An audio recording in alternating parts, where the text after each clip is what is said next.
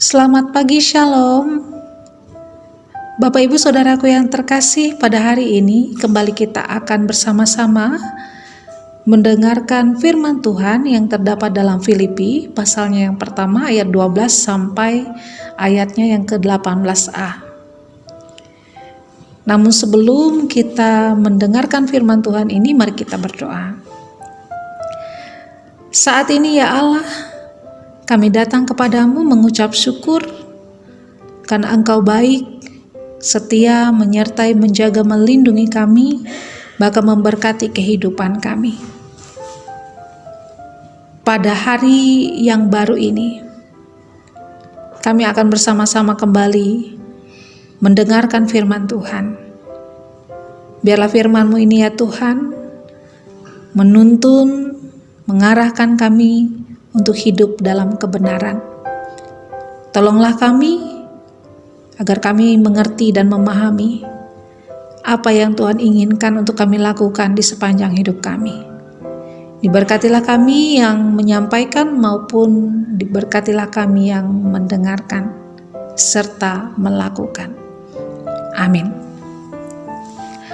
Saudaraku, seorang yang berpikir negatif akan merasa kecewa ketika melihat bunga mawar yang indah dikelilingi oleh semak belukar berduri. Sebaliknya, mereka yang berpikir positif akan merasa tenang dan senang karena di antara semak duri itu mawar yang indah, terlindung dan aman. Apa yang menjadikan keduanya berbeda? Yang membuat keduanya berbeda adalah fokus mereka. Orang yang berpikir negatif berfokus pada semak durinya. Sementara orang yang berpikir positif berfokus pada bunga mawarnya. Orang yang berpikir negatif hanya melihat kesulitannya, karena itu dia merasa kecewa. Sedangkan orang yang berpikir positif melihat keindahan di antara kesulitan, karena itu dia merasa tenang. Saudaraku, salah satu tokoh Alkitab yang berpikir positif adalah Rasul Paulus. Ini terbukti ketika ia berada di penjara di Roma. Ia di penjara bukan karena kejahatan, tapi karena ia mengikuti Yesus Kristus. Alih-alih ia mengeluh, marah, kecewa dengan keadaannya, malah ia meyakinkan semua orang bahwa apa yang terjadi atas hidupnya ini adalah bagian dari rencana Allah baginya untuk ia dapat menyampaikan firman Tuhan bagi orang-orang yang ada di penjara tersebut. Ia mengatakan bahwa apa yang terjadi atasku ini justru telah menyebabkan kemajuan Injil, sehingga telah jelas bagi seluruh istana dan semua orang lain bahwa aku dipenjarakan karena Kristus. Dan kebanyakan saudara dalam Tuhan telah beroleh kepercayaan karena pemenjaraanku untuk bertambah berani berkata-kata tentang firman Allah dengan tidak takut. Dan hal ini ia sampaikan melalui surat yang ia tujukan kepada jemaat di Filipi. Nah, saudaraku yang terkasih, dari nas ini apa yang menjadi pesan bagi kita? Kita diingatkan untuk berjuang, berpikir positif. Mengapa?